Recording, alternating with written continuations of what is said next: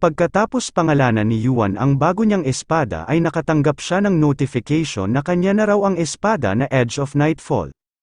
Sa kagustuhan raw ni Hephaestus ang Edge of Nightfall ay nakatali na kay Yuan.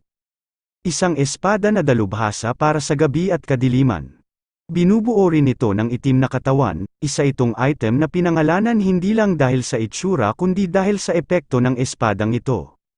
Item description ng Edge of Nightfall, isang sandata na ginawa ng blacksmith na si Hephaestus.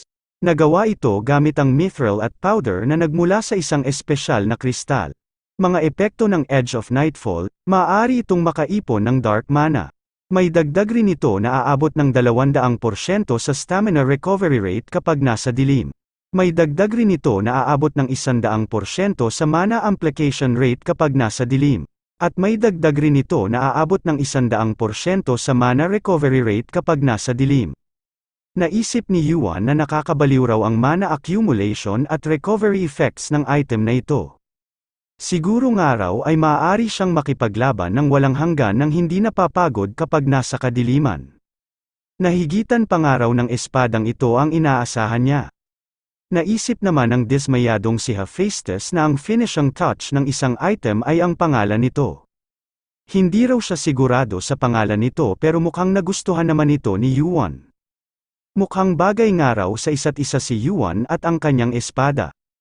Wala na raw siyang pakialam pa sa pangalan nito dahil halata naman kay Yuan na nasiyahan siya sa bago niyang espada. Napabuntong hininga na lang si Hephaestus, tinanong niya rin si Yuan kung plano na ba raw nitong umakyat sa mga susunod na palapag. Sumagot naman si Yuan ng oo.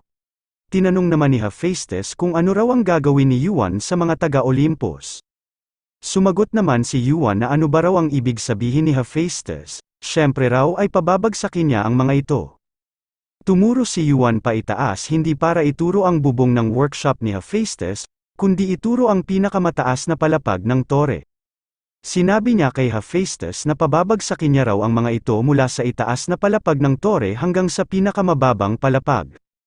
Ang naging tanging reaksyon lang ni Hephaestus sa sinabi ni Yuan ay napasabi lang ito ng ganoon ba. Naisip na niya lang na mukhang hindi raw nag-aalala si Yuan kahit na nasangkot ito sa isang malaking problema. Kakaibang araw ang batang ito dahil wala itong kinakatakutan at pag-aalinlangan. Matapos noon ay sinabi na ni Hephaestus na tapos na raw sila doon. Hindi na raw siya lalabas at kakaway pa kay Yuan para lang magpaalam. Pagkalabas ng workshop ni Yuan ay napatingin ito sa pinto na isinarado ni Hephaestus. Naisip niya na napakaikli nga raw ng pamamaalam nila sa isa't isa. Akala raw niya dati ay isa lang itong masungit at walang emosyon na matandang lalaki. Pero hindi rin nagtagal ay nalaman niya ang totoong ugali nito.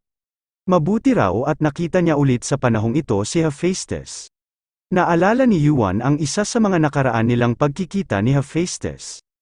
Tinanong niya si Hephaestus kung gawa nga raw ba sa adamantium ang espada na hawak niya. Napatanong si Yuan kung saan ito kinuha ni Hephaestus. Kaunti na nga lang daw ang mapagkukunan ng ganitong materyales dahil sa pagkasira ng mundo. Sumagot naman si Hephaestus na ginawa niya raw yun dahil sa sinabi ni Yuan na nawala na raw ang kanyang espada. Habang tumutulo ang dugo sa kanyang kamao ay sinabi ni Hephaestus na kung gusto talagang matalo ni Yuan ang mga walang hiyang mga outer gods ay kakailanganin daw niya ang espadang ito. Nagtanong si Yuan kung tinunaw ba raw ni Hephaestus ang pagmamay-ari nitong hammer upang gawing materyales, at kung kaya ba raw dumudugo ang kamao nito ay dahil ito ang ginamit niya upang magsilbing hammer sa paggawa ng kanyang espada. Hindi naman sinagot ni Hephaestus ang mga tanong niya at sinabing pagod na raw siya. Tinanong ni Yuan kung bakit daw ito ginawa ni Hephaestus. Sumagot naman si Hephaestus na wag na raw siyang sermonan ni Yuan at tanggapin na lang nito ang espadang ginawa niya. Sa sandaling iyon ay doon nalaman ni Yuan ang totoong ugali ni Hephaestus, masungit man ito sa panlabas pero nakahanda itong magsakripisyo para sa mga taong mahalaga sa kanya. Maging ang pagmamay-ari nitong hammer na nakasama niya ng napakahabang panahon ay nagawa niyang tunawin para lang may magamit si Yuan na sandata sa pakikipaglaban nito sa mga outer gods. Habang hawak ang kanyang bagong espada ay nagbow si Yuan sa harapan ng workshop ni Hephaestus at sinabing, "Maraming salamat sa lahat at masaya akong makita kang muli." Maraming uri ng pagsubok sa loob ng tore, mula sa mga individual na pagsubok kung saan kailangan mong kumpletuhin ang isang partikular na misyon, hanggang sa mga pagsubok sa pangkat kung saan kailangan mong kumpletuhin ang isang partikular na misyon kasama ang iba pang mga players, at mga pagsubok sa senaryo kung saan kailangan mong hanapin ang sagot sa loob ng isang partikular na kwento na ginawa ng tower. Ang pagsusulit sa ikaunang palapag ay hindi nagbabago. Sa loob ng isang Colosseum ay makikita ang isang elf na magandang babae na may gray na buhok. Ito ay ang Colosseum Test Examiner na nagngangalang Shuri. Tinitingnan nito ang mga impormasyon ng mga bagong dating na player. Habang kumakain ng isang pirasong chocolate ay nagkaroon ito ng interes sa isang baguhang player. Binasa niya ang mga impormasyon nito. Kim Yuan, isang bagong player na dumating sa ikaunang palapag noong 12 araw na ang lumilipas. Nakagawa ito ng historic new record sa loob ng tutorial at may potential rate ito na S-rank. Naisip ni Shuri na mukhang marami raw ang malalakas sa mga bagong dating na players. Natuwa nga raw siyang panuurin si Hargon dahil sa taglay nitong kakayahan. Mas matindi pa raw siguro ang makikita niya kay Yuan dahil nagawa nitong malampasan si Hargon sa loob ng kanilang tutorial. Sa pagdating ni Yuan sa Colosseum ay may napansin si Shuri. Nagpunta lang daw ito ng mag-isa upang harapin ang mga pagsubok kahit na maaari naman itong gumawa ng isang team. Isa lang daw ang maaaring dahilan kung bakit mag-isa lang doon si Yuan. Tingin raw siguro ni Yuan ay walang makakapantay sa kanya sa palapag na ito. Ngumiti si Shuri habang pinapanood si Yuan. Sa tibay raw ng Colosseum ay nakakayanin raw nito ang mga labanan maging ng mga rankers. Malaki raw ang inaasahan ni Shuri sa ipapakita ni Yuan. Pumunta na sa gitna ng first floor testing site Colosseum si Yuan. Naisip niya na isang araw itong pagsubok kung saan sinusukat ang taglay na lakas ng isang player. Isang araw itong simpleng pagsubok kung saan kailangan nilang talunin ang mga lalabas na kalaban. Pinagmasdan ni Yuan ang ranking sa Colosseum. Gaya nga raw ng inaasahan niya. Si Son Ogong ang nasa ikaunang pwesto na umabot ng round 19, pumangalawa naman si Hercules na umabot ng round 18, pumangatlo naman si Odin na umabot din ng round 18 at pumang-apat naman si Asura na umabot ng round 17. Napakataas nga raw ng ranking ng mga dati niyang kaibigan kumpara sa dati niyang record bago siya nagbalik sa kasalukuyang panahon. Umabot lang daw siya noon ng round 12. Napansin din ni Yuan ang pamilyar na pangalan ng isang player. Ito ay si Hargon na nasa ika-12 pwesto at umabot ng round 16. Mataas-taas na rin daw ang record na ito, mas mataas pa nga raw ito kumpara sa record dati ni Yuan. Malaki nga raw siguro ang naitulong ng nakuha nitong King's Glove, naging parang pakpak nga raw siguro ito ni Hargon upang makalipad ito ng mas mataas. Hinugot na ni Yuan ang Edge of Nightfall Sword upang maghanda sa pagsisimula ng kanyang pagsubok. Hindi raw alam ni Yuan kung nasaang palapag na si Hargon pero darating rin daw siya kung nasaan man ito. Matapos noon ay nakatanggap na si Yuan ng notification na mag-uumpisa na raw ang kanyang pagsubok. Kailangan niya raw talunin ang lalabas na kalaban. Naisip ni Yuan na wala pa nga raw nakakakita kung ano ang katapusan ng pagsubok na ito. Mas malaki nga raw ang makukuha nilang reward sa pagdami ng kalaban na matatalo nila. Halos lahat daw ng players na naghahangad na maging isang ranker ay pumupunta sa Colosseum upang subukan kung hanggang saan ang kanilang hangganan. Sa unang pagsubok ay lumabas ang isang matangkad na orc na may suot na mabibigat na baluti at may hawak na glaive na sandata. Ang halimaw na ito ay tinatawag na Orc Warrior. Pagkalabas ng Orc Warrior ay hinanap agad nito ang player na kailangan niyang harapin. Napuno ito ng galit nang makita niya si Yuan na nag-aabang sa kanya habang may hawak na espada. Agad na sumugod ang Orc Warrior upang atakihin si Yuan. Pagkalapit nito kay Yuan ay mas tumindi pa ang bloodthirst nito. Hindi naman natakot si Yuan at ini-activate ang skill na Arcane Sword sa kanyang Edge of Nightfall. Nagkaroon ng kulay itim na liwanag ang kanyang espada. At sa isang iglap ay tinamaan ng espada ni Yuan ang katawan ng matangkad na Orc Warrior. Wala namang tinamo na pinsala si Yuan dahil tumama lang sa lupa ang ginawang pag-atake ng Orc Warrior. Sa isang atake ni Yuan ay agad na nahati ang katawan ng Orc Warrior pati na rin ang suot-suot nitong baluti. Bumagsak ang bangkay ng Orc Warrior sa lupa at nagdulot ito ng malakas na alikabok. Nakatanggap din si Yuan ng notification na umangat raw ng 0.008% ang completion rate ng kanyang skill na Heaven Slaying Star. Natanggap din ni Yuan ang notification na nakapasa raw siya sa unang pagsubok ng first floor. Inalis ni Yuan ang dugo ng Orc Warrior sa kanyang espada. Tapos na raw ang una niyang pagsubok pero ito pa lang daw ang umpisa ng makakaya niyang gawin. Natanggap ni Yuan ang notification kung gusto na ba raw niyang e-challenge ang sunod na pagsubok. Sumagot naman si Yuan ng challenge, kasunod noon ay natanggap niya ang notification na pinili na raw niyang e-challenge ang sunod na pagsubok. Kaya mag-uumpisa na rin daw ang kanyang pangalawang pagsubok. Hindi naman mapigilang mamangha ni Shuri sa mga napapanood niya. Iniisip niya kung paano raw kaya ito nagagawa ni Yuan.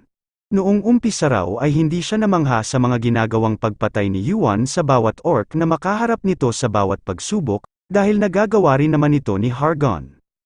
Pero napahanga daw siya ni Yuan noong tapusin ito ang sunod-sunod na pagsubok ng mas mabilis pa kay Son Ogong na kilala sa titulo na The Great Sage Heaven's Equal at Victorious Fighting Buddha.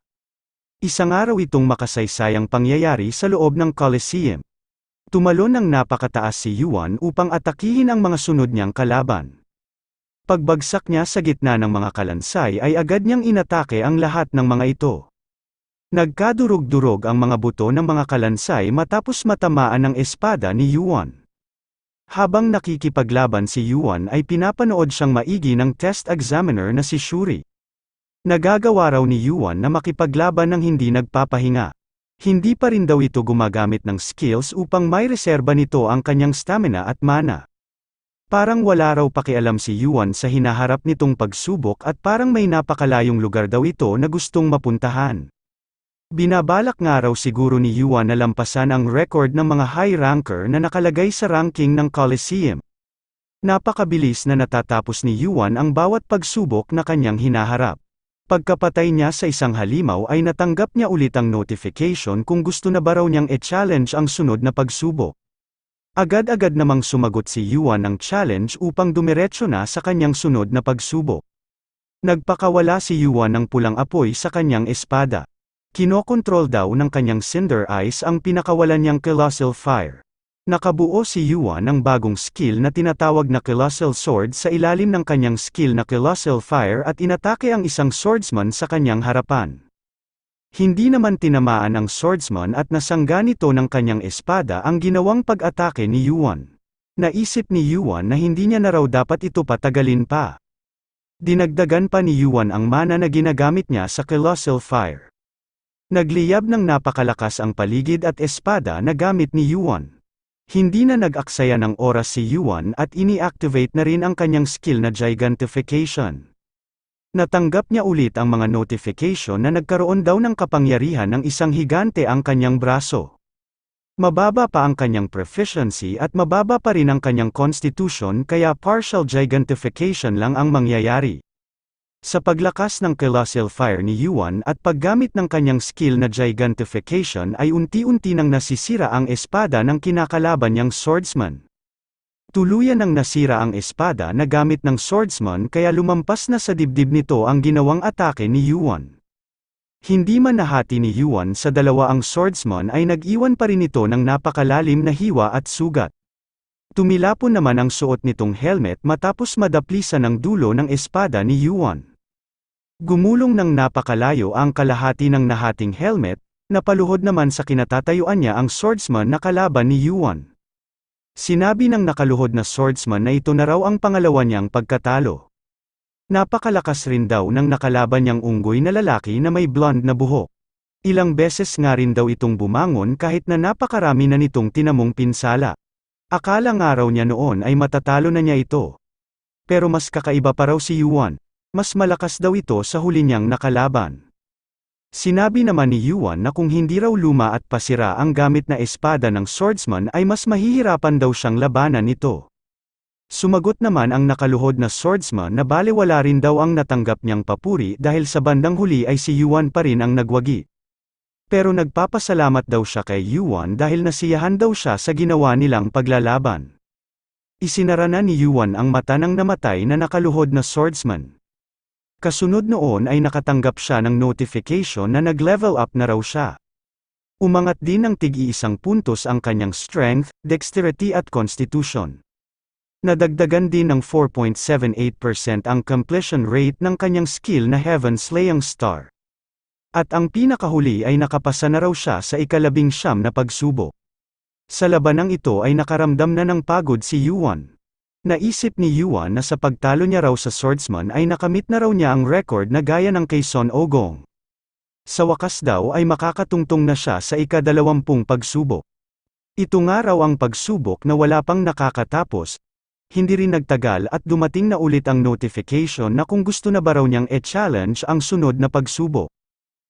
Nakalagay rin sa notification na kapag raw wala siyang ibinigay na sagot sa loob ng 30 segundo ay automatiko raw siyang madadala sa sunod na pagsubok. Mukhang hindi na nga raw siya binibigyan ng oras para makapagpahinga. Unti-unting bumababa ang natitirang segundo sa kanyang system screen. Sinabi ni Yuan na siguro nga raw ay mababalewala ang layunin ng Colosseum kapag binigyan sila nito ng mahabang oras sa pagpapahinga. Kahit hindi pa raw niya nababawi ang nagamit niyang mana at stamina ay sinabi ni Yuan na wala rin naman daw siyang magagawa. Bago pa maubos ang natitirang 1 segundo ay sinabi na ni Yuan ang salitang challenge. Kasunod noon ay dumating na ang panghuling notification na napili na raw niyang e-challenge ang sunod na pagsubok, at mag-uumpisa na raw ang kanyang panghuling pagsubok. Pagkatapos dumating ng mga notification ay biglang lumindol sa buong Colosseum. May biglang bumukas na pinto at sa loob nito ay maririnig na parang may umuungol. Habang pinagmamasdan ang bumukas na pinto ay kinilabutan si Yuan. Napakalakas raw ng mana at killing intent na nararamdaman niya. Iniisip niya kung talaga nga bang lalabas sa pintong ito ang halimaw na inaasahan niya. Habang hawak ng 2 kamay ang kanyang espada ay naghanda agad si Yuan at nag-activate ng gigantification skill upang magkaroon ng lakas ng isang higante ang kanyang braso. Naghintay si Yuan sa paglabas ng mapanganib na halimaw. Palakas ng palakas ang ungol ng halimaw na nangangahulugan ng unti-unti nitong paglapit. Nakatanggap si Yuan ng notification na nagpakita na raw ang boss ng kanyang panghuling pagsubok. Lumabas sa pinto ang isang mapanganib at napakalaking halimaw. Paglabas nito ay nakatuon agad ang atensyon nito kay Yuan. Nagulat naman si Yuan sa napakabilis na pagsugod sa kanya ng halimaw. Hindi pa makita ni Yuan kung ano ang totoong itsura nito dahil sa bilis ng pangyayari, nang biglang tumama sa kanyang espada ang ulo ng napakalaking halimaw. Napaatras si Yuan dahil sa napakalakas na impact ng pagsalpok ng halimaw sa kanyang espada. Hindi inakala ni Yuan na mapapaatras siya nito ng malayo kahit na naka-activate ang kanyang skill na gigantification. Tumilapon ng napakalakas si Yuan nang ilihis niya sa ibang direksyon ang pag-atake ng napakalaking halimaw. Napahawak si Yuan sa lupa upang mapigilan ang pagtalsik niya ng napakalayo. Habang nangyayari ito ay naalala niya ang ikinwento sa kanya ni Son Ogong. Sinabi ni Son Ogong na nabigo raw siyang tapusin ang ika-20 pagsubok ng first floor. Nawalan daw siya noon ng malay matapos matamaan ang buntot ng halimaw sa pagsubok na ito.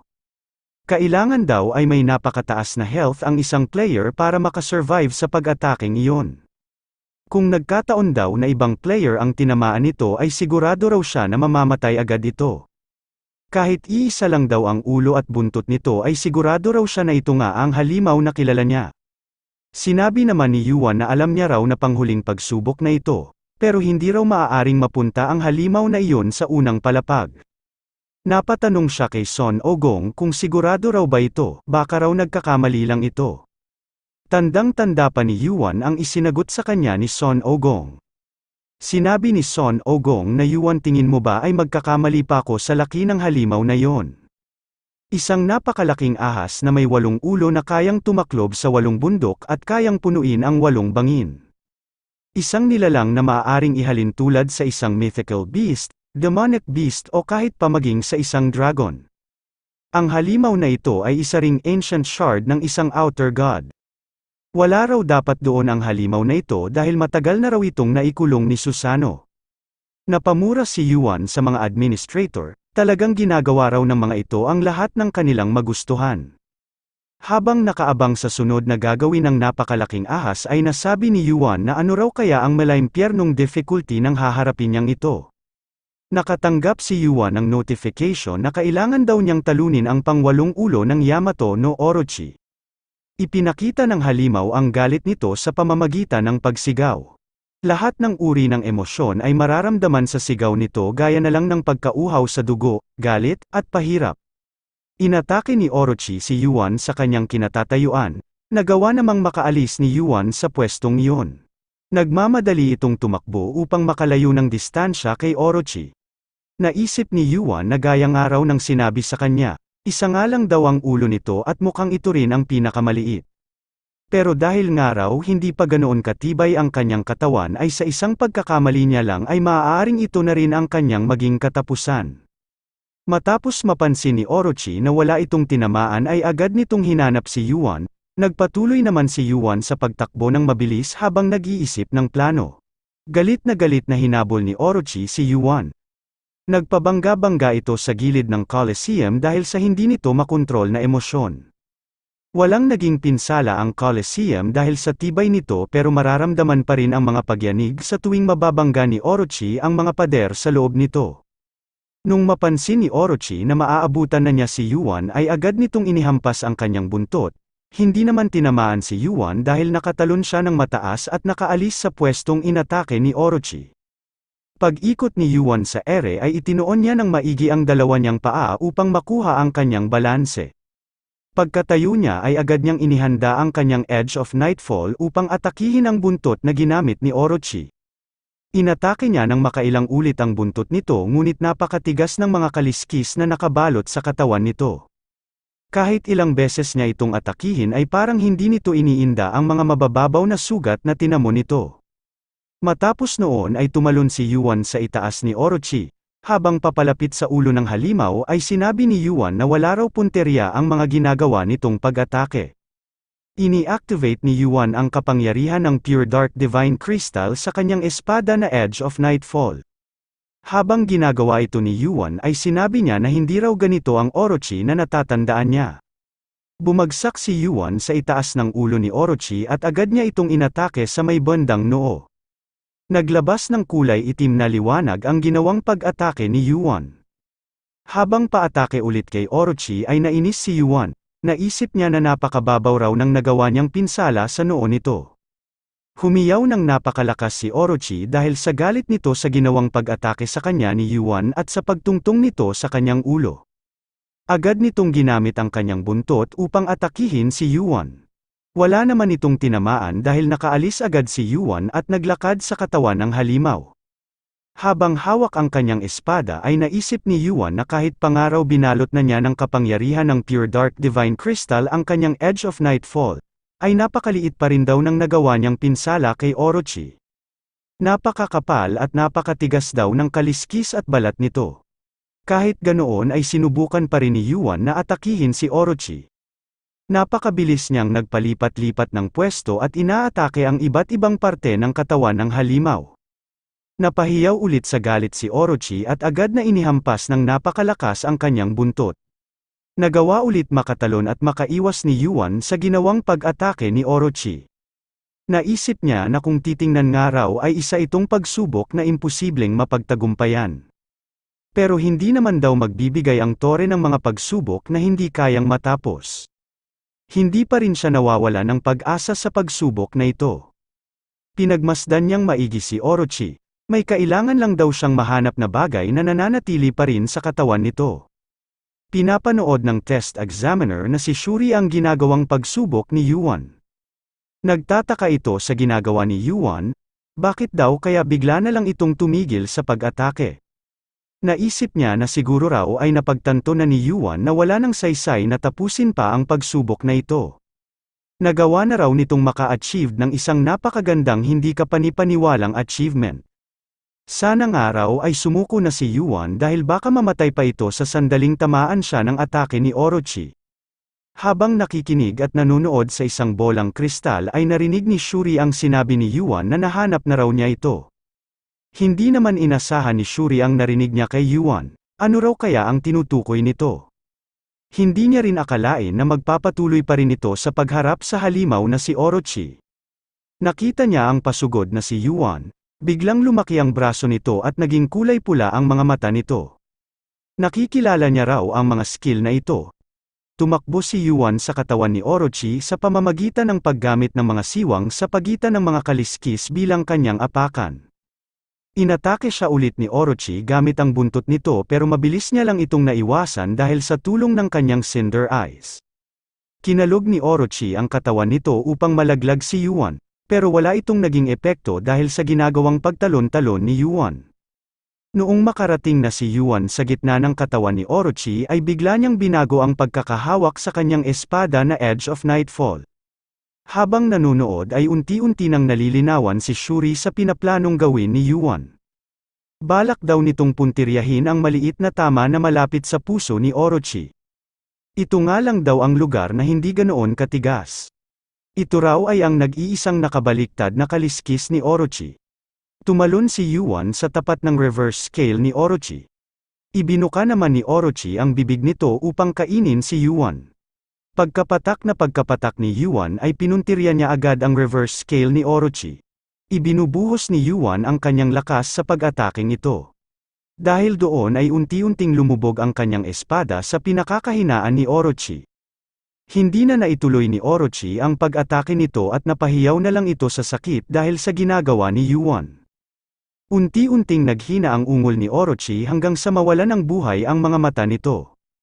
Hindi ito napansin ni Yuan kaya pinagpatuloy pa rin ito ang pagbibigay diin sa kanyang Edge of Nightfall.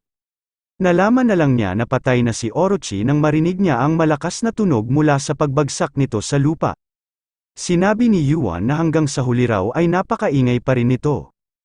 Napasarado naman ang kamay si Shuri, hindi raw siya makapaniwala sa kanyang nasaksihan. Ang halimaw raw na pinatay ni Yuan ay isang napakalupit na ahas na kayang tumaklob sa 8 bundok at kayang pumuno ng 8 bangin. May kakayahan rin daw itong gumamit ng mga kakaibang spells at enchantments. Tinuturing nga raw na isang napakalaking kalamidad ang halimaw na ito. Halos masira na nga raw nito noon ang isang palapag ng tore pero napigilan lang ito ng isang high ranker na nagngangalang Susano. Gumamit daw noon si Susano ng isang indestructible magical sword. At sa espadang iyon ay mayroon itong enchantment na may kakayahang magkulong sa anumang nilalang na masaksak nito. Si Susano nga raw ang nagbigay ng sugat sa dibdib ni Orochi na kailanman ay hindi na maaalis, at sa sugat na iyon ay naging isa itong reverse scale na siya namang naging kahinaan nito. Habang nagpapahinga si Yuan ay sinabi ni Shuri na matatawag nga raw na isang pag-uulit ng isang alamat ang ginawang ito ni Yuan.